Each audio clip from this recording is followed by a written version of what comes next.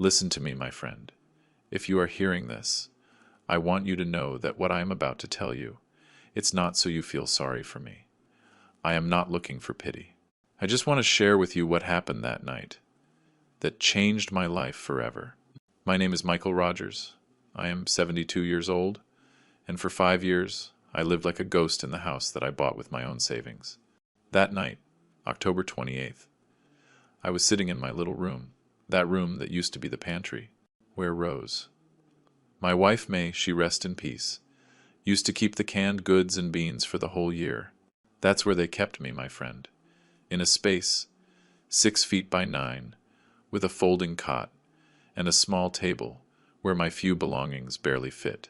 From my confinement, I could hear the laughter coming from the living room, elegant voices, the clinking of crystal glasses, the soft music Patricia had put on to impress her important guests. They were out there, Mrs. Eleanor Vance, the wife of the bank director where my son John works, Mr. Charles Mendez with his wife, the one who owns that restaurant chain that's always in the newspapers, and Mr. Miller, that famous lawyer you see on television. Let me tell you how that cursed day started. At 10 inches the morning, Patricia walked into my room without knocking. She never knocks. She was wearing that black dress she had bought just for the occasion, her hair pulled back like the rich women she admires so much. "Listen, old man," she said, "and you see, she never calls me by my name, never Mr. Michael, or even Dad like she did at the beginning. Today we have very important guests, people who can help John in his career. Do you understand?" I was sitting on the edge of the cot, folding a shirt I had washed the night before, because I don't like to give them extra work. "Yes, John already told me," I answered calmly. "Well, I need you to stay in your room today, all day. I don't want you coming out for anything, not even to use the restroom. Use the one back here." She was referring to that tiny bathroom next to the kitchen where we used to keep the cleaning supplies. I felt like she had slapped me in the face, but I stayed quiet. What could I say? If I complained, John would just repeat the same old thing. "Dad, you know how Patricia is. She has her ways, but she doesn't mean any harm. Don't even think about turning on the television," she continued. "If these gentlemen hear any noise, they're going to ask what's going on. And I don't want to have to explain. Situations. Situations. That's what she called me. A situation, as if I were a problem that needed to be solved. Not the father of the man who supports her, not the grandfather of her daughter who studies at a private university with the scholarship I got by working 40 years on the railroads. I'll leave a plate for you in the kitchen. When the guests leave, around 11 tonight, you can come out and eat. In the meantime, be quiet." She left and locked the door. I heard her lock it from the outside. She had me locked up like an animal, my friend, in the house that I bought, in the room where my Rose kept the food for our whole family. Around 2 in the afternoon, I was just sitting there, staring out the little window that looks out onto the patio. Then I heard the kitchen phone ring. Patricia answered, and she started talking to one of her friends. At first, she spoke quietly, but then she got excited and her voice got louder. I didn't want to listen. I really didn't. But the walls in this house are thin, and the kitchen is right next to my room. "Oh, girlfriend, you won't believe how angry I am," she said to her friend. "Remember I told you about the problem we have in the house? Well, yes, the useless father-in-law we have here. He just eats and gets in the way. My husband is supporting an old parasite who is good for nothing." My heart stopped. Parasite. Useless. She was saying these words over the phone to a stranger, talking about the man who had given her the very house she lived in. "No, he does nothing all day. He just stays locked up in there watching television, eating the food we buy. John is too good. He doesn't have the courage to tell him to go to a nursing home or something. But I am dying of embarrassment. Do you think I can invite decent people over with that old man here?" She kept talking, laughing with her friend. "Today I hid him in his room. I told him not to come out at all. Imagine if my guests see him. They'll think we're some poor family that can't even take care of an old man." When she hung up the phone, I just sat there, trembling. not from cold, but from a sadness so deep it hurt my chest. I closed my eyes, and I remembered the day I came to live with them 5 years ago. My Rose had died after 45 years of marriage.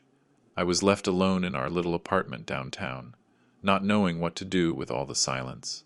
John came to see me and said, "Dad, you can't stay here alone. Come live with us. We're family." Patricia was there when John proposed it, and I remember she even smiled. Of course, Dad Michael. This is your house, too. But even back then, I saw something strange in her eyes, like when you see a stray dog and think, poor thing, but I don't want it to stay. I sold all my furniture, except for the dresser where Rose kept her things, and the little table where we ate breakfast together. I gave John all my savings, $50,000 that I had saved over 30 years of work. This is for the down payment on the house. Son, this way you'll live better. And every month, religiously, I handed over my entire pension, $800, that went straight to the household expenses. I never kept a single cent for myself. If I needed toothpaste or shaving cream, I had to ask John, and he always gave it to me. But later, Patricia would complain to him. Why do you buy him things? We have enough expenses as it is. The first few months, I tried to be useful. I washed my clothes, made my bed. I helped with the dishes. But slowly, Patricia started making rules. First, she told me it was better if I didn't use the living room, because the sofa would get dirty. Then, that I should eat in the kitchen, because it looked bad to have 3 places set at the dining table. Then, that I shouldn't watch television during the day because it wasted electricity. And my son John. Oh, my son John. Every time I tried to talk to him, he'd tell me the same thing.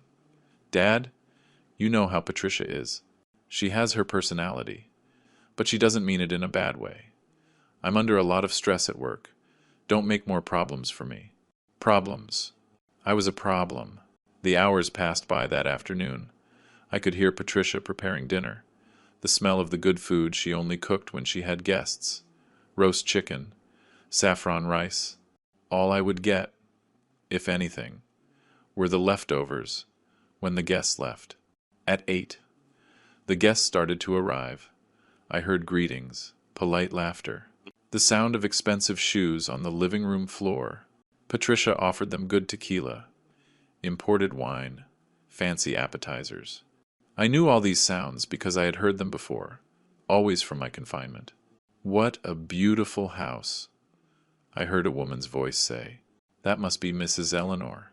Oh, thank you so much, Patricia replied, with that fake voice she used when she wanted to impress someone. John and I worked very hard to have our home like this. We sacrificed, but it's worth it. Our home, our sacrifices, as if she had contributed $1 to buy this house. They kept talking, laughing, telling jokes. John talked about his work at the bank, his new projects, his plans for professional growth. Patricia bragged about the decorations, the food, everything they had achieved together. I was just sitting there in the dark, because I didn't even dare to turn on the light, so they wouldn't notice someone was in that room. I started to remember the Sundays when I was married to Rose. John and Patricia would come over to eat. They would bring the little girl, and I would cook barbecue on the patio. Rose would set out her embroidered tablecloth, her good dishes, and we would all eat together, talking and laughing. John would tell me about his work. He would ask me for advice. Patricia even called me Dad Michael, and she would eat 3 plates of my barbecue. How different things were back then. How different we all were. It was 8:30 when the doorbell rang. I heard footsteps, John's voice greeting someone who was late. But it wasn't the voice of a guest, it was a voice I knew very well. Good evening. Excuse the interruption. I'm looking for Mr. Michael Rogers. I'm Mr. Ramirez. I have urgent business to discuss with him. There was a strange silence in the living room. Then I heard Patricia's voice. Nervous. Michael Rogers? No. No one by that name lives here. You must have the wrong address. No, ma'am. I have the correct address. It's very important. It's about an inheritance matter. Another silence. Then John's voice, very low. He's my father. He's here, but he's resting. I need to speak with him right now. It's urgent. I heard footsteps approaching my room, a knock on the door. Dad, there's someone who wants to talk to you. I got up. I smoothed my wrinkled shirt. I ran my hands through my hair. I opened the door, and there was John, with a frightened look on his face, and behind him, an elegant man with a briefcase. Mr. Michael Rogers? The lawyer asked me. Yes, that's me. I'm Mr. Ramirez, your friend Albert Green's lawyer. May we speak? We walked to the living room. The guests looked at me with curiosity. Patricia was pale as a sheet. I introduced myself politely, just as my mother taught me. Good evening. I am Michael Rogers, John's father. Mr. Ramirez opened his briefcase. Mr. Michael, I am sorry to inform you that your friend, Mr. Albert Green, passed away 2 weeks ago. My eyes filled with tears. Albert, my best friend of 40 years, working together on the railroads. Albert, who gave me the first baby clothes when John was born. Albert, who, when Rose died, was the only one who stayed with me all night at the wake. How did he die? I asked. Peacefully, Mr. Michael, in the hospital, without pain. And he asked me to deliver this to you. He took out some papers. Mr. Albert had no family. In his will, he names you as his sole heir. I couldn't believe what I was hearing. The guests had gathered closer. John's mouth was wide open. Patricia looked like she was going to faint. He leaves you his restaurant, the station, in the center of the city, valued at $600,000, an apartment in the Roma neighborhood, 2,000 square feet, valued at $200,000, and $50,000 in cash in the bank. Why me? I asked, still not believing it. The lawyer read from a letter. Michael was more of a brother to me than any blood family. He always shared his food with me when I had none. He lent me money without asking for interest. He took care of me when I was sick. He is the noblest man I have ever known in my life. At that moment, something happened that I will never forget. Patricia, the same woman who, 3 hours ago, called me a useless parasite. She ran up to me and hugged me, as if I were her beloved father. "Dearest Dad!" she shouted in front of all the guests. "What wonderful news! Oh, poor Mr. Albert! But how wonderful that he remembered you! Dearest Dad! You should have told us you had such a generous friend." She turned to the guests with a huge smile. "Everyone, this is my adored father-in-law, Mr. Michael. We love him so much. That's why he lives here with us, because we are such a close-knit family." All the guests looked at her with strange expressions. Mrs. Eleanor was even frowning. I looked at her steadily, with all the calm in the world, and I said, loud enough for everyone to hear, "Dearest Dad!" How funny.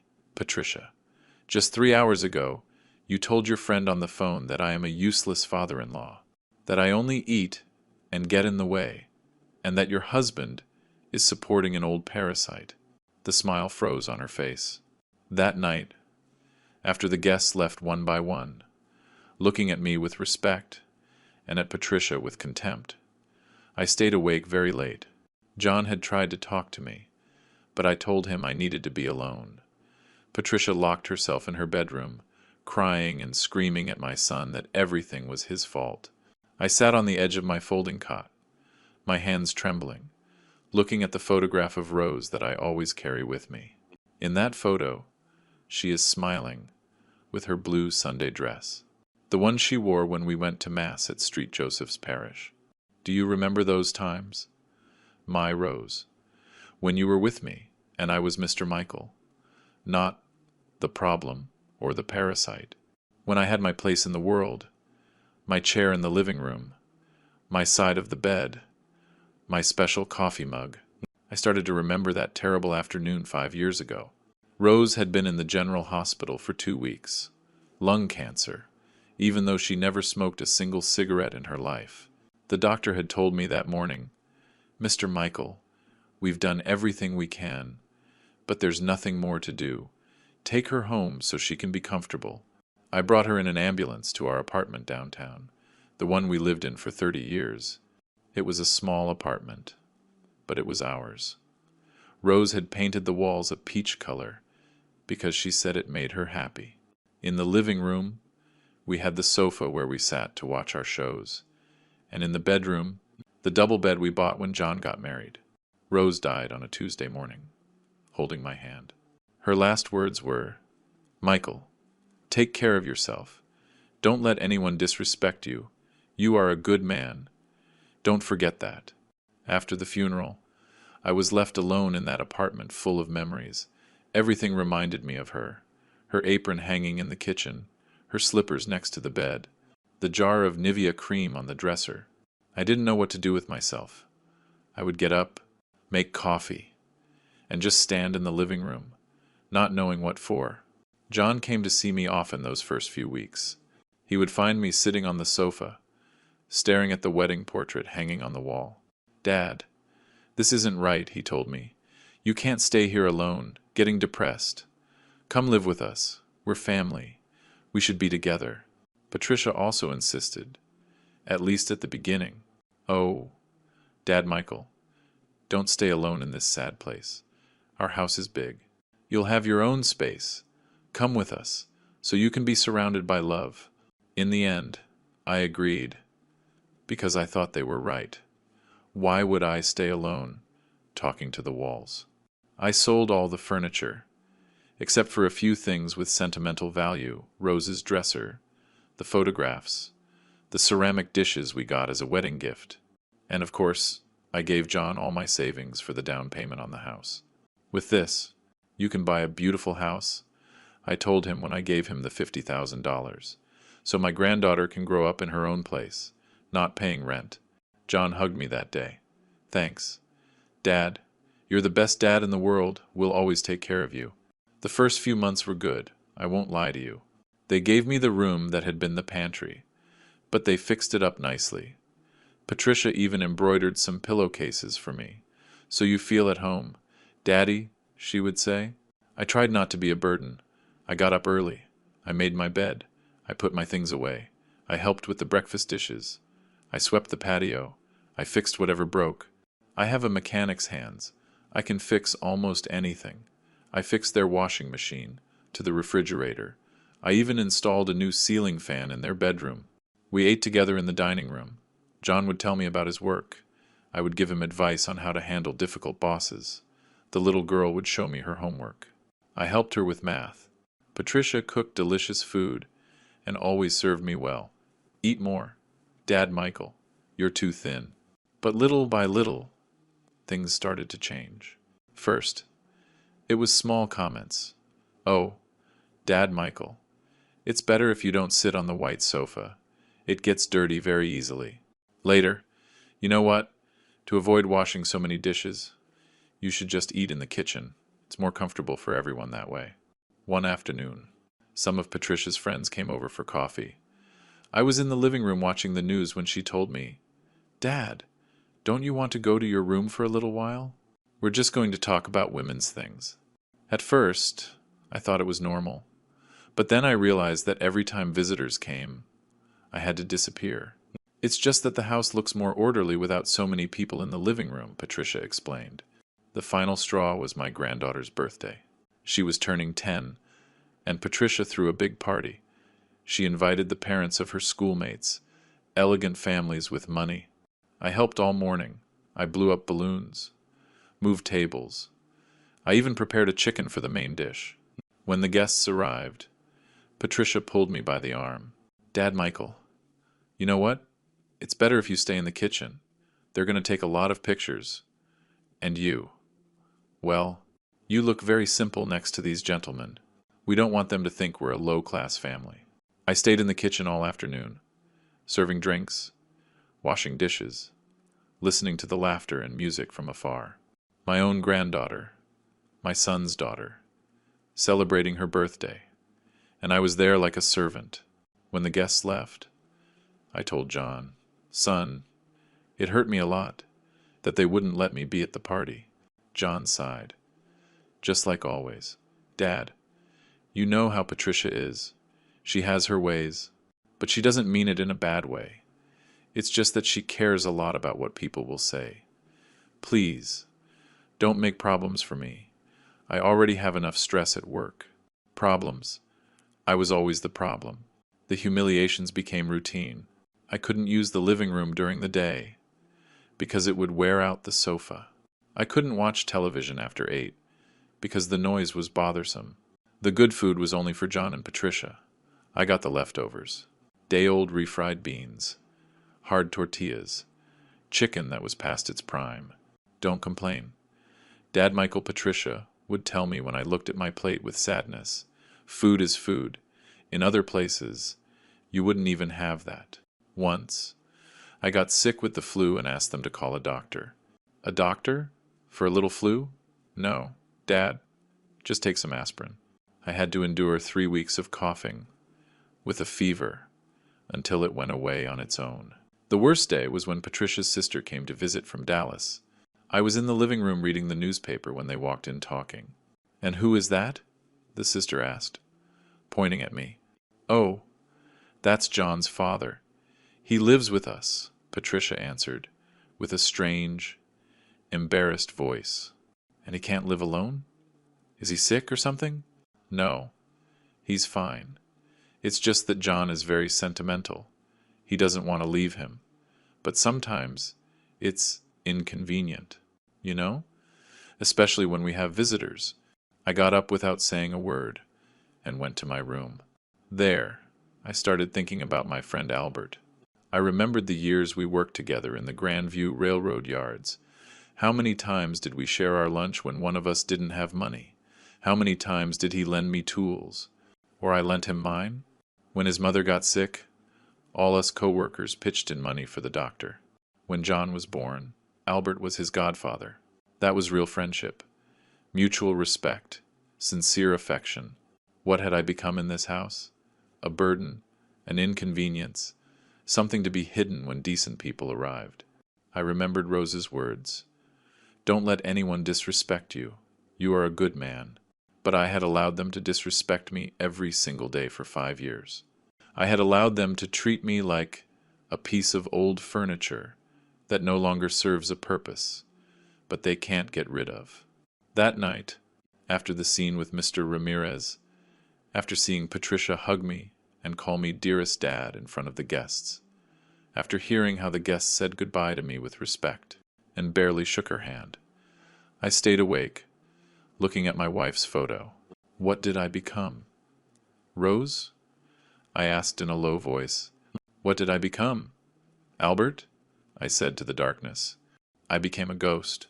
Someone who exists but doesn't count. Someone whose money matters, whose work is needed, but whose presence is annoying, whose words are not heard, whose dignity is worthless. For the first time in 5 years, I cried. I cried for all the days I stayed silent. I cried for all the times John told me, "Don't make problems." I cried for all the humiliations I swallowed, thinking I was keeping the family peace. But that night, I also understood something. My friend Albert had given me back my dignity. He had reminded me who I am. Mr. Michael Rogers, railroad mechanic, widower of Rose, father of John, a man who deserves respect, not for his money, but for his 72 years of an honest life. And I decided that never again,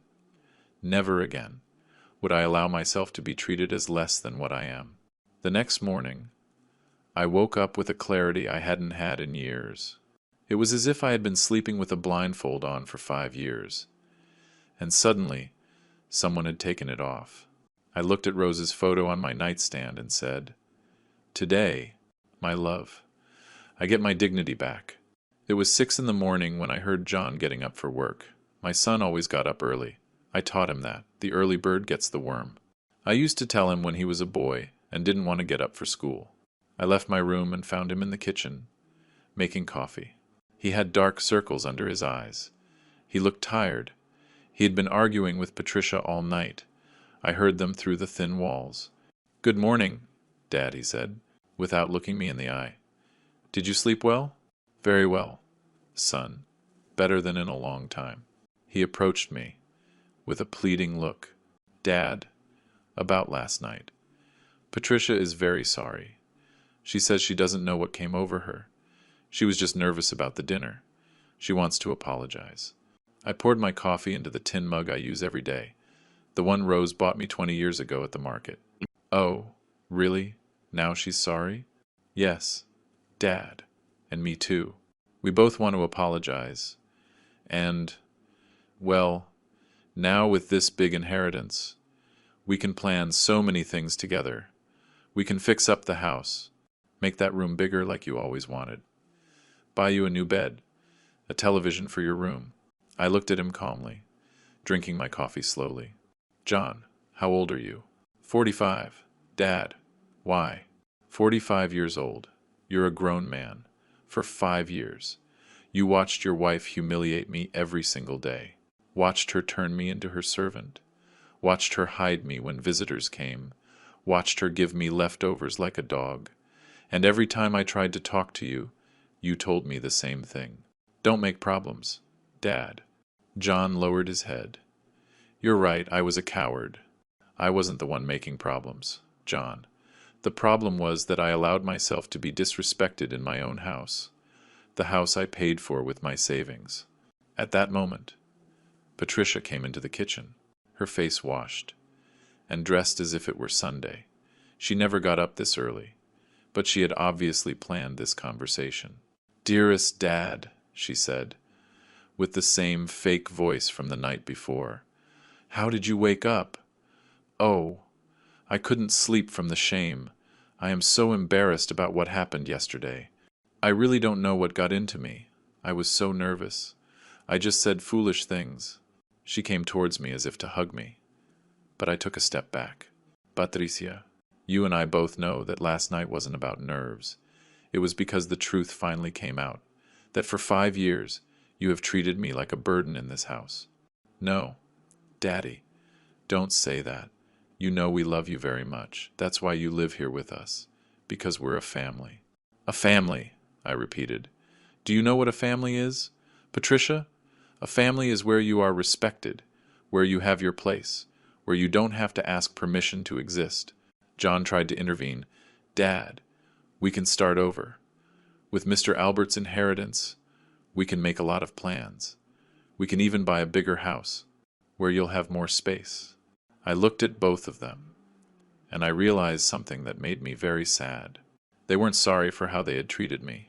They were worried about the millions of dollars that might slip through their fingers. Look, I told them, with complete calm, I am going to be very clear with you. Last night, I decided that I am leaving this house today. Patricia turned pale. What do you mean you're leaving? Where will you go? That's not your concern, but I am leaving today. John stood up, agitated. Dad, you can't just leave like this. We're family. Problems are solved by talking. I had 5 years to talk to you, John. 5 years in which you chose silence because it was more comfortable. I went to my room, and from under the bed, I pulled out the old phone I had hidden. I dialed a number I knew by heart. Hope House? Good morning. This is Michael Rogers. Mr. Michael, I heard the cheerful voice of Mrs. Carmen, the director of the nursing home. How wonderful to hear from you. How are you? Mrs. Carmen knew me because, from time to time, I would take clothes or things I no longer needed to the home. It's a nice place in the street. Raphael's neighborhood, where they take good care of the elderly, who have no family or whose families don't want them. I'm very well, Mrs. Carmen. Listen, would you have room for one more guest? For you, Mr. Michael? Of course. You are always welcome here. When would you like to come? Today, if possible. Of course. We'll be waiting for you, and don't worry about a thing. We will take very good care of you here. When I hung up, John and Patricia were standing in my doorway, with looks of horror. A nursing home? Patricia screamed. You're going to a nursing home! When you have an inheritance of millions? Are you crazy? I'm not crazy. I'm regaining my sanity. John sat on the edge of my bed. Dad, please. Think about it. We can fix everything. I promise things will change. John, do you remember last month when our neighbor, Mrs. Rosie, came over and asked me to fix her television? Yes. Dad, do you remember what Patricia told her? John was quiet. Patricia, too, I told her. Oh, Mr. Michael is so good. And so modest, too. You know, he doesn't even watch television during the day to save electricity. Do you remember that, John? I remember. And do you know why I don't watch television during the day, John? My son lowered his head. Because Patricia forbids you. Exactly. But in front of the neighbor, it looked like I was the one being considerate and modest. Not that I was forbidden from using my own television in my own house. I got up and started taking my clothes out of the closet. I didn't have much. 3 shirts, 2 pairs of pants, a jacket, underwear, everything a man my age needs. For 5 years, I continued, as I folded my clothes, you have both lied about me. In front of people, you made me out to be the pampered grandfather, living comfortably with his loving family. But the truth is, I was the servant that you hid when the important visitors arrived. Patricia started to cry. Daddy, forgive me. I am truly sorry. I promise everything will change. Patricia, true repentance doesn't arrive just when a multi-million-dollar inheritance appears. True repentance comes when you realize you hurt an innocent person. I put my few valuable belongings in a bag. The photos of Rose, the medallion of the Virgin Mary she gave me on our wedding day, my mechanic tools that I had used for 40 years. Then I dialed Mr. Ramirez's number. He answered on the second ring. Mr. Ramirez, this is Michael Rogers. Could we meet today to take care of some business? Of course. Mr. Michael, what time is convenient? Could it be at 10? I need to make some modifications to the will. Of course. I'll wait for you in my office. When I hung up, John asked me, What modifications, Dad? The restaurant, Mr. Albert's restaurant, is not going to be for me. What do you mean it's not going to be for you? Patricia screamed. It's your inheritance! Yes, it is my inheritance, and I decide what to do with it. The restaurant is going to be given to the Hope House nursing home. A horrible silence filled the room. John and Patricia looked at each other, as if I had just announced I was going to set myself on fire. Dad, John said, very slowly, you are making very important decisions while you're angry. Don't you think you should think about it more? John, I am not angry. I am at peace. For the first time in 5 years, I am at peace. I dialed another number. The administrator of the nursing home, Mr. Morales. This is Michael Rogers, a friend of Mrs. Carmen. Would you have time to talk this afternoon? It's about a project that could greatly benefit the home. He gave me an appointment for 3 in the afternoon. John stood up. Desperate. Dad, you can't just give away millions of dollars like that. Think about it. It's your granddaughter's future. My granddaughter? I looked at him sadly. John, your daughter hasn't said a word to me in 6 months. The last time I tried to talk to her, she said she was busy with her homework. But I've seen her. She has time to be on the phone with her friends for 3 hours. Is it that she's at a difficult age? No, John. She's at the age where she learns from what she sees at home, and what she sees at home is that old people are treated like burdens. Patricia threw herself on the floor. Literally, threw herself on the floor like a soap opera actress. You can't do this to us. You can't take away your granddaughter's future. I'm not taking anything away. I'm teaching her something more valuable than money. That dignity is not negotiable. I sat on the edge of my bed and looked at them both with compassion. Yes, with compassion, because I felt sorry, seeing how money had driven them crazy in less than 12 hours. Listen to me carefully, I said. The restaurant is going to become a social enterprise. The elderly from the home are going to work there. They will cook, they will wait tables, they will tell stories to the customers. It will be a place where people go not just to eat, but to connect with people of experience. And what about us? Patricia asked, between sobs. You have your house, which is paid for with my money. You have John's salary. You have everything you need to live with dignity. But Dad John insisted. With that inheritance, we could do a lot of good things, too. Like what, John? Well, we could help a lot of people. We could do charity work. I laughed. Without humor.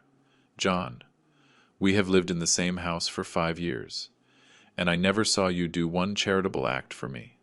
And I'm your father. Now, suddenly, you want to help strangers. He fell silent, because he knew it was true. Look, son, for 5 years I told you I felt bad, that it hurt me how your wife treated me. And what did you tell me? Don't make problems. 5 years, John. 5 years of telling you I needed respect, and you always chose the comfort of not getting involved. You're right, Dad, but we still have time to fix it. No, John, we are out of time. There are things that, when they break, they can't be fixed. Trust is one of those things. I got up and went to the phone again. I dialed the number for a taxi company. Good afternoon.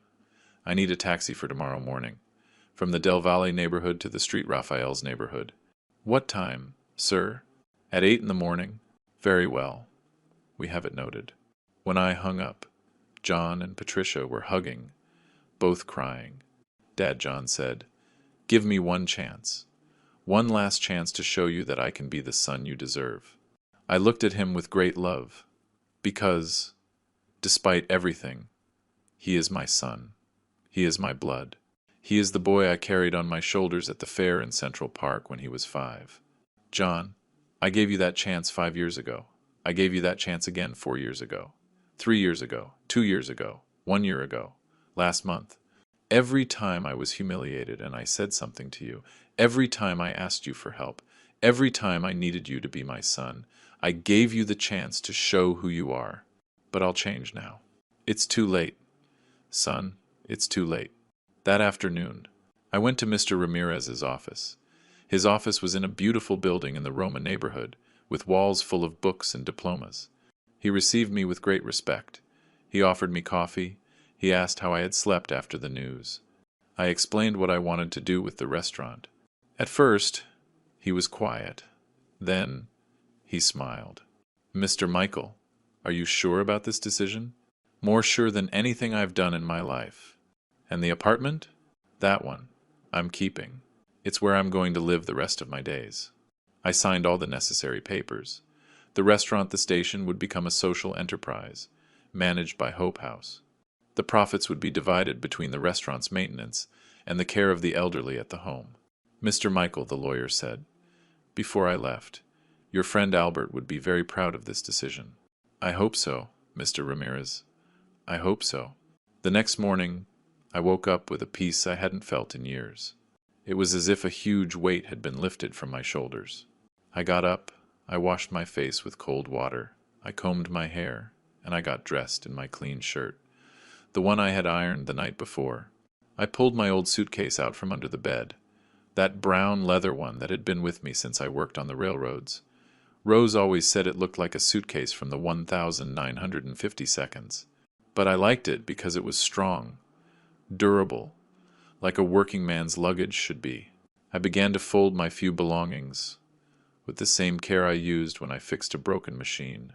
3 white shirts, 2 pairs of work pants, my jean jacket that had lasted me 20 years, underwear, the mended socks that Rose had darned before she died, and that I didn't have the heart to throw away. In the bottom of the suitcase, I put the photographs, the one from our wedding, where Rose wore that simple white dress she had made herself on the sewing machine, the one of when John was born, where I'm holding him in my arms outside the hospital, the one of my granddaughter's first day of school, where she's smiling with her front teeth missing, and the last photo I took with Rose, on our 40th wedding anniversary, the 2 of us, sitting on the living room sofa, old but happy. Then I packed my most valuable treasure, the medallion of the Virgin Mary that Rose had given me on our wedding day. "So she always takes care of you," she had said. The metal was worn down from being carried in my pocket, but the face of the Virgin was still clear.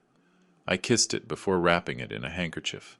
Finally, I put in my mechanic's tools: wrenches, screwdrivers, a small hammer, pliers, tools I had used for 40 years to earn an honest living, tools that knew how to fix locomotives, industrial machines, and also washing machines, refrigerators, fans. These hands have fixed many things in their life, I said to myself, looking at my calloused palms. Now, it's time to fix my own existence. I heard hurried footsteps in the hallway. Patricia appeared in my doorway, disheveled, her eyes red from crying all night, wrapped in a pink robe she had thrown on. "Are you really leaving?" she asked, her voice breaking. "Yes, Patricia." "But Mr. Michael, Daddy," her voice cracked. "We can fix everything. We can start over." I looked at her with sadness. "Patricia, you don't want to fix anything. You want to fix the problem of the millions that are slipping through your hands." "That's not true." "Last night, I heard you yelling at John. 'You're an idiot. It's your fault we lost the inheritance.' That doesn't sound like repentance. Patricia, that sounds like anger, because your chance to be rich is over." She started to cry harder. "It's just, I didn't know Mr. Albert loved you so much." "Patricia, Mr. Albert didn't love me for my money. He loved me for my friendship, for the favors we did for each other for 40 years, without expecting anything in return. You will never understand that." I closed my suitcase and put it at the foot of the bed. At that moment, John arrived, also disheveled, also looking like he hadn't slept. "Dad, the taxi is outside." "I'm coming, son." Patricia grabbed my arm. "Please don't go.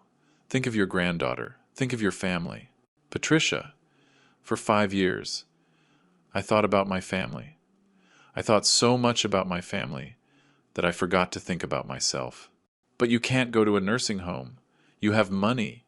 You have an inheritance." "I have something more valuable than money, Patricia. I have my dignity back." John carried my suitcase without a word. We walked to the front door of the house. Patricia followed us, barefoot, yelling like a crazy person. "John, do something! Don't let him go! You're letting him walk away with millions of dollars!" "Just shut up!" John shouted at her, for the first time in the 5 years I had lived with them. "Just shut up! Don't you see what you did? Don't you see that you lost my father because you are so greedy?" Patricia stopped dead, in shock. John had never yelled at her like that. We went out to the patio. It was a beautiful November morning, with crisp air and a blue sky. The taxi was parked outside, a white sedan, with the driver waiting patiently. John put my suitcase in the trunk. Then he approached me, his eyes full of tears. "Dad, forgive me. Forgive me for being such a coward. Forgive me for not defending you when I should have. Forgive me for choosing comfort over doing what was right." I looked at him with great love. He was my son, my blood, the boy I had raised with so much care. But he was also the man who, for 5 years, had chosen to look the other way while his wife humiliated me. "John, I'm not angry with you." "You're not?" "No, I'm disappointed, which is much worse." His eyes filled with tears. "Dad, is there still a chance? Can I still fix this?" "John, you had 5 years of chances. Every time your wife disrespected me, every time I asked you for help, every time I needed you to be my son, that was your chance. But I'll change now. It's too late, son." "Why is it too late?" "Because there are things that, when they break, they can't be fixed. And trust is one of those things." John started to cry like he did when he was a boy, and hurt himself playing soccer in the street. "Dad, don't go. Please, don't go." "John, I am 72 years old. I don't have many years left, the ones I have left. I want to live in peace, with dignity, without having to ask permission to exist. But I need you, Dad. You're my dad. I need you." "You need me now? Now that the millions have appeared? Or did you need me 5 years ago, when I arrived here, alone, sad, not knowing what to do with my life?" He didn't answer, because he knew the answer. I gave him a long, tight hug, like when he was a boy and had nightmares. John, you are my son, and you will always be my son. But you also have to understand that I am your father, and I deserve respect. I do understand. No, you don't. If you understood, this never would have happened. I pulled away from him and walked to the taxi. The taxi driver, an older man like me, opened the door for me with respect. Where are we going? Sir? I smiled at him. To my new life. My friend. Before getting in the taxi, I turned to look at the house one last time. That 2-story house, with a garden in the front and a 2-car garage, painted a peach color. The house I had bought, with my life savings. The house where I had been a servant instead of family. John was standing on the sidewalk, crying. Patricia had come out and was standing behind him, also crying. But I knew she was crying for the lost millions, not for my departure. Are you sure? Sir? The taxi driver asked me. Very sure. I got in the taxi and closed the door.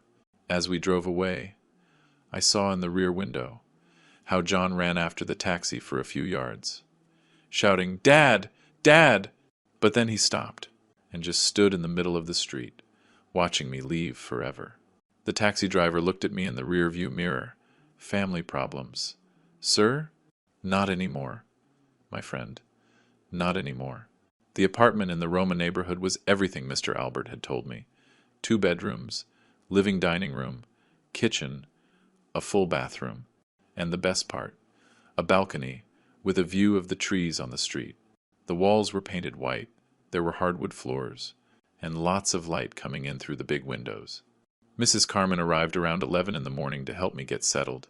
She brought 2 young men from the home, George and Sebastian, to help me with whatever I needed. Mr. Michael, what a beautiful apartment, Mrs. Carmen said, walking into the living room. You are going to be very comfortable here. Thank you, Mrs. Carmen. After 5 years of living in a 6-by-9-foot room, this seems like a palace. The young men put my suitcase in the master bedroom. It was a large room, with a double bed, a wooden wardrobe, and a nightstand. On the wall, there was a picture of the Virgin Mary, just like the one Rose had in our bedroom. Mr. Albert left some furniture, Mrs. Carmen explained. He said that if you ever came to live here, you would need it. In the kitchen, there was a stove, a small refrigerator, a table for 2, and everything needed for cooking.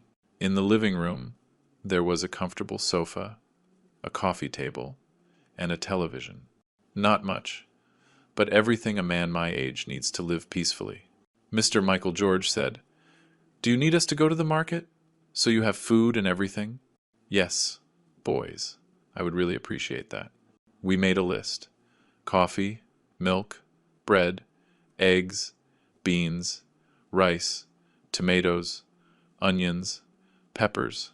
Simple food for a simple man. When they left, I was alone in my new home. I unpacked my suitcase slowly, calmly. I hung my shirts in the wardrobe. I put my underwear in the drawers, arranged my tools in a box. On the nightstand, I put the photographs of Rose and the medallion of the Virgin. In the afternoon, George and Sebastian returned with the groceries. They helped me put everything away in the kitchen, and then we sat down to talk in the living room. Mr. Michael Sebastian said, "Mrs. Carmen told us about the restaurant. How cool that it's going to be for us and for the grandparents at the home.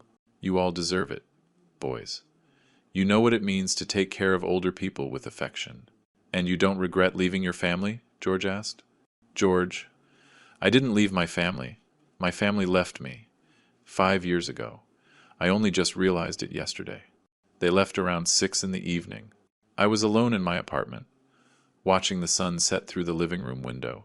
I made coffee on my new stove, poured it into a clay mug that was in the kitchen, and went out onto the balcony. From there, I could see the tree-lined street, with its jacarandas and ash trees. I could see the neighbors' houses, some with lights on, some with families eating dinner together. In the distance, I could see the lights of the city, stretching to the horizon. I sat in the plastic chair that was on the balcony and drank my coffee slowly, watching the sky turn orange, then pink, then purple. It had been 5 years since I had watched a full sunset, without interruptions, without anyone telling me to get out of the way.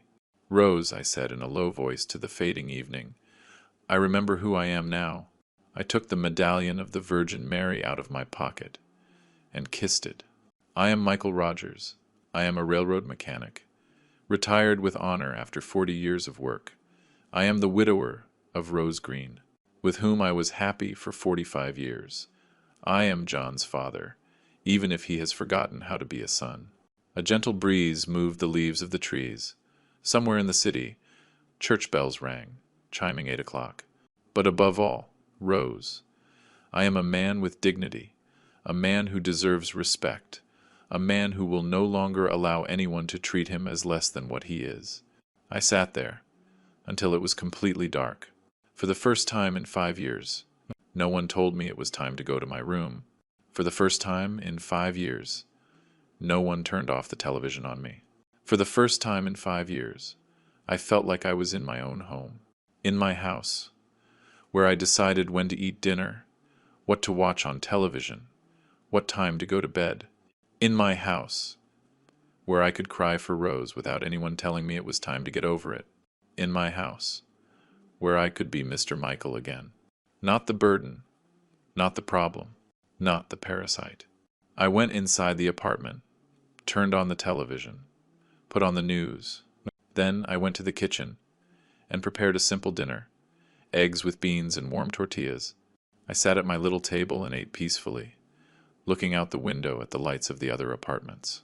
When I finished dinner, I washed my dishes, dried them, and put them away. Then I sat on my sofa and watched television until whatever time I wanted. For the first time in 5 years, I felt at peace. For the first time in 5 years, I felt free. For the first time in 5 years, I felt like Mr. Michael Rogers again. It has been 6 months since I left that house, my friend, and I can tell you, they have been the best 6 months of my last 5 years. Every morning, I wake up at 6:30 without needing an alarm clock, because my body has already grown accustomed to the rhythm of freedom. I get up, wash my face with cold water, like I did when I worked on the railroads. I comb my hair with gel like my father taught me, and I get dressed calmly, without rushing, because I don't have to hide from anyone anymore. At 7 o'clock sharp, I make my coffee in the tin coffee pot I bought at the market, just like the one I had with Rose. The smell of coffee filling the kitchen brings back good memories, not like before, when everything hurt. I go down to buy my newspaper at the corner, where Mr. Ramiro, the news vendor, already knows me, and saves a copy for me every morning. "Good morning, Mr. Michael. Here is your paper," he always says with a smile. "Good morning, Mr. Ramiro. How are you this morning?" It's a simple conversation, but I like it because he treats me with respect, like a person worth greeting. I go up to my apartment and go out onto the balcony with my coffee and my newspaper. I sit there in my wicker chair that I bought 3 months ago. I watch the neighborhood wake up. I watch the neighbors leave for work. I watch the children walk to school. I read the news slowly, all the sections, even the sports, although I don't like soccer much. I read like I used to read with Rose for 40 years, commenting on the news out loud. "Look at this. Rose, the price of gas went up again. You always said this government was going to ruin the working class," I say to her photo, which I keep on the balcony table. On Mondays, Wednesdays, and Fridays, I walk 20 minutes to Hope House. It's a 2-story building, painted yellow, with a garden in the front where the grandparents sit to soak up the sun. When I arrive, Mrs. Carmen always greets me with genuine joy. "Mr. Michael, so good you've arrived." Mr. Arthur is fighting with his wardrobe again. He says it doesn't close properly. And I go with my tools to help Mr. Arthur, a man of 80, who worked as a carpenter for 30 years before his family brought him to the home, because he could no longer live alone. Mr. Arthur's hands tremble. but his eyes still shine when he tells me how he used to build furniture so beautiful that the rich people from the hills would special order it. Mr. Michael, you understand, he tells me, while we fix his wardrobe. One doesn't forget how to do things just because they get old. The hands get shaky, but the head still works the same. Of course I understand. Mr. Arthur, the problem is, our families think that just because we turn 70, we've forgotten everything we learned in our whole lives. After, I go to see Mrs. Hope, a 75-year-old woman, whose children brought her here because she became very depressed after her husband died. Mrs. Hope knows how to embroider like an angel, but she says she doesn't do it anymore. Because, what for? Why should I embroider, Mr. Michael, if I have no one to give my work to anymore? Mrs. Hope, embroider for yourself, to feel useful, to keep your hands busy, to remember that you still know how to make beautiful things. And, little by little, she has started to embroider again. Now she is making tablecloths for the station restaurant, because the restaurant, oh, my friend, the restaurant has become something beautiful. Mr. Charles, the manager, Mrs. Carmen hired, turns out to have a very good head for business. He turned the station into something no one had ever seen before in this city. A restaurant where only senior citizens work, where the food tastes like our grandmother's cooking, where every waiter has a story to tell. Mr. Roger, 78 years old, is the head cook. He worked for 40 years on the railroads, just like me, but in the dining car. He knows how to make some chilaquiles that make you cry with happiness, and some red enchiladas that taste exactly like your mom used to make when you were a kid. Mrs. Grace, 72 years old, is the waitress who gets the most tips, because she treats all the customers as if they were her grandchildren. What can I get for you, sweethearts? She says to couples in their 30 seconds. And instead of getting annoyed, the customers laugh and feel at home. And Mr. Everett, 82 years old, is the one I admire the most. He sits at a special table by the window, and after 3 inches the afternoon, when the lunch rush is over, he tells stories to the children who come with their parents. Stories from when there was no television, from when children played in the street until the sun went down, from when families were real families. The children listen with their mouths open, and the parents also stay quiet, listening to those stories of a time that we are forgetting. The restaurant is full every day, not because the food is perfect, but because people come looking for something they can't find anywhere else. The feeling of being with family, of being served with affection, of listening to people who have a lifetime of experience to share. The restaurant's profits go to the home, to improve the facilities, to buy medicine, so the grandparents have activities. But the most important thing is that those who work there feel useful again. They feel respected. They feel like Mr. and Mrs., not like burdens. I help them with the maintenance of the restaurant and the home. I fix the stoves when they break, the washing machines, the refrigerators. I also gave them the idea to start a basic mechanics workshop for young men who don't have money to study a technical trade. On Saturday mornings, 10 young men between 15 and 20 years old arrive. I teach them what I know, how an engine works, how to fix a water pump, how to change bearings, how to weld. They are kids from poor neighborhoods, like the one I lived in for so many years. Kids who need to learn a trade to get ahead. Mr. Michael, a kid named Jesse, said to me last Saturday, "My boss says you worked on the national railroads. 40 years. Son, what were the engines like back then?" And I started telling them about the steam locomotives, about how you had to know every sound, every vibration, every smell, to know if everything was working right. I told them about the trips to Houston, to Denver, to Chicago, when passenger trains still existed, and you could travel all over the country on rails. You learn this trade well, I tell them, and you will never be without work. Machines will always break down, and there will always be a need for someone who knows how to fix them. It's nice to see how they listen to me with respect, how they take notes in their notebooks, how they ask me intelligent questions.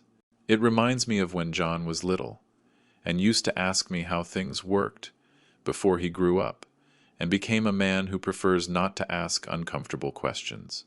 Because John has come to see me 3 times in these 6 months. The first time, he showed up about a month after I left. He knocked on my apartment door on a Sunday afternoon. When I opened it and saw him standing there, looking tired and thinner, I won't deny that my heart moved. "Hello, Dad." "Hello, John. Can I come in?" "Of course. This is your home." He sat on my sofa in the living room. He saw the photos of his mother on the table. He saw how neat I kept everything. He looked out the balcony window at the trees on the street. "It looks very nice here, Dad." "Thank you.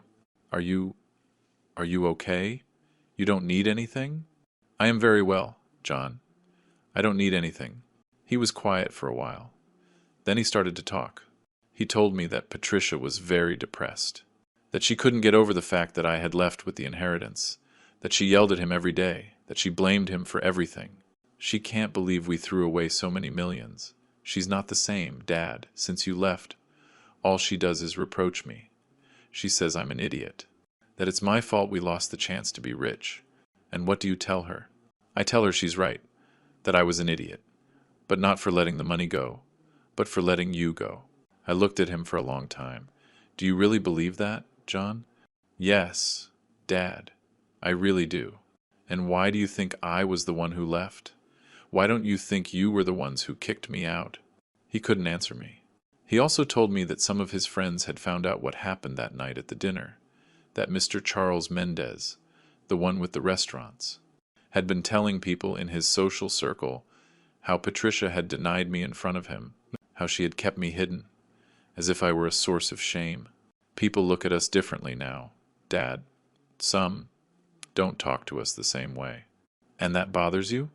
I'm embarrassed. I'm very embarrassed that people think we are bad people. John, they don't think you are bad people. They know you are bad people.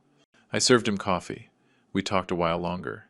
He asked me to come back and live with them, that we could try again, that things would be different. John, there are things that, when they break, they can't be fixed. Like what? Like trust, like respect, like affection. He left that afternoon, promising that he would come back soon, that he wasn't going to give up. The second time, he came about 3 months later. This time, he looked worse, more worn out. He told me that Patricia had started going out to bars with some friends, that she was coming home very late, that she barely spoke to him. I think she's seeing someone else. Dad, why do you think that? The way she acts, the way she looks at me, as if I'm the one who ruined her life. And what are you going to do? I don't know, Dad. I'm so confused. This time, he stayed longer. He ate dinner with me. We watched the evening news together. For moments, it seemed like everything could go back to the way it was. But then I would remember the 5 years of humiliation, the times I asked him for help, and he told me not to make problems. John, I'm going to tell you something, and I want you to understand it well. I didn't leave your house out of anger. I left out of sadness. Sadness?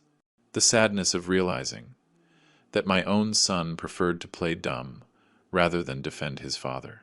But Dad, don't come at me with buts, John. 5 years. 5 years watching your wife humiliate me every day, and you, always with the same song. Don't make problems. And what do I do now? Now, you live with the consequences of your decisions, just like everyone else. The third time, he came 2 weeks ago. He looked different, more put together. He told me that Patricia had left the house, that she was, in fact, with another man, someone with money, who could support her the way she wanted. She asked me for a divorce. Dad, and how do you feel? Relief and sadness, too. But more relief. Why relief? Because I don't have to pretend to be happy anymore. because I don't have to justify the ugly things she did. This time, we talked more calmly. He told me he had started going to therapy, that he was trying to understand why he had been such a coward, why he had preferred comfort over doing what was right. The psychologist says, I have a fear of conflict, that I'd rather be hurt myself than hurt others. And what do you think? I think it's good not to want to hurt others, but it's wrong to let them hurt the people you love. It was the first time I felt that my son truly understood what had happened. Dad, do you think you can ever forgive me? John, I've already forgiven you. Really? Really? But forgiving you doesn't mean things go back to the way they were. Why not? Because forgiveness doesn't erase what happened. Forgiveness gives you peace, but it doesn't give you back the trust. He left that afternoon, a little more at peace. He told me he would keep visiting me, not to ask me to come back, but to try to rebuild the relationship with his father. I'll settle for us being friends. Dad, if I can't be your son like before, at least let me be your friend. I told him yes. We could try to be friends. In the afternoons, when I don't go to the home, I sit on the balcony with Mr. Peter, my neighbor from the apartment next door. Mr. Peter is 78. He's a widower, like me, and he also has problems with his family. His children wanted to put him in a home, to sell his house, and split the money. But I got smart.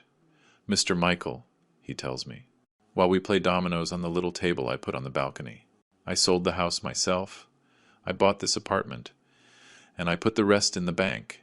Now my children speak to me very nicely, but I already know why. Mr. Peter and I have become good friends. We play dominoes 3 times a week. We go to the market together on Saturdays. We keep each other company when one of us feels lonely or sad. You know what I've learned in these years, Mr. Michael? He asked me last week, while shuffling the tiles. What's that, Mr. Peter? That family isn't the people who share your blood. Family is the people who treat you like family. You're right. You and I are more family than I am with my children. Because you respect me. You listen to me. You worry about me. And I do the same for you. It's true. Mr. Peter and I look out for each other. If he doesn't come down for his newspaper on time, I go up and knock to see if he's okay. If I don't come out on the balcony in the afternoon, he comes to see what's wrong with me. We talk about our things, our memories, our worries, without judging each other, without blaming each other for anything. Do you think we did the right thing? Moving away from our families? He asked me a few days ago. Mr. Peter, we didn't move away. We decided to no longer allow them to disrespect us. And what's the difference? The difference is that moving away sounds like anger, and deciding not to allow disrespect sounds like dignity. At night, when Mr. Peter goes to his apartment, and I'm alone, I reflect on everything that has happened. I watch the news, read for a while, and then I sit on the sofa and think. I've come to a few conclusions, my friend. The first is that money does change people, but it doesn't make them better or worse. It just takes off the mask and lets you see who they really are. Patricia didn't become greedy when the millions appeared. She was greedy before. The money just gave her the opportunity to show her true face. The second conclusion is that blood family isn't always heart family. I am more comfortable with Mr. Peter, with Mrs. Carmen, with Mr. Arthur from the home than I was with John and Patricia, because these people treat me with genuine affection, not because it benefits them. The third conclusion is that it is never too late to reclaim your dignity. At 72 years old, I realized that I deserved respect, and I decided to demand it. And you know what? The world didn't end. On the contrary, my world got much, much better. On Sunday afternoons, young students who are studying social work, psychology, things like that, come to the home. They come to do their professional practice, to learn how to treat senior citizens. Mrs. Carmen asked me to give talks about what we have lived through. Mr. Michael, You who went through this experience, tell these young people, what does it feel like when your own family treats you badly? And I tell them my story. I explain how it all started, how the humiliation slowly increased, how my son preferred to play dumb, how the inheritance changed everything in one night. What advice would you give to an older adult who is living through something similar? I ask them. Some tell me, you have to be patient, that families sometimes go through crises. Others tell me, you have to speak up, you have to set boundaries. And there is always one who tells me, you have to put up with it, because that's what family is for. Look, kids, I tell them, family is not for putting up with. Family is for loving, for respecting, for taking care of each other. If your family treats you badly, it's not family. It's just people who share your blood, but not your heart. But Mr. Michael, a young woman, asked me last week, don't you think you should always forgive? Of course, you have to forgive. But forgiving does not mean allowing them to keep hurting you. Forgiving means letting go of the resentment, but not letting go of your dignity. And you don't miss your family? I miss the family I thought I had. I don't miss the family I really had. After these talks, some young kid always comes up to me and tells me that his grandfather or grandmother is going through something similar, that they have them stashed away in a room, that they are treated badly, that they aren't respected. What should I tell them, Mr. Michael? Tell them that every person, no matter how old they are, deserves to live with their head held high. That respect is not begged for, it is demanded, and that sometimes, to save yourself, you have to walk away from whoever is sinking you, even if it's family, especially if it's family, because when it comes from family, that's when it hurts the most.